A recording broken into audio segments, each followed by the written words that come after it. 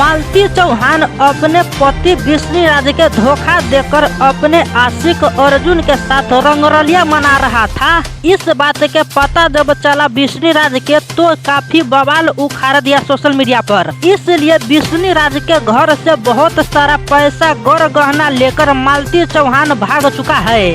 विष्णु राज आरोप लगा रहा है कि मेरा पैसा सारा गौर गहना अर्जुन के दे दिया है, अपने आशिक के दे दिया है। और मालती चौहान बोलता है कि मैं कुछ भी नहीं लिया हूँ। तो इतना सारा पैसा गौर गहना कहाँ गया है? मालती चौहान सीधा सीधा नकार रहे हैं कि मैं एक भी पैसा नहीं लिया हूँ, एक भी गौर गहना नहीं लिया हूँ, बल्कि विष्णु राज ही अपने गर्लफ्रेंड के सारा गौर गहना पैसा दे दिया है, मैं उसका कुछ भी नहीं लिया हूँ। मतलब गौर गहना पैसा के लिए भी विवाद हो रहा है। मालती चौहान विष्णु राज के ऊपर आरोप लगा रहा है और विष्णु राज मालती चौहान के ऊपर आरोप लगा रहा है। अब इन दोनों में सच कौन बोल रहा है आगे पता चलेगा।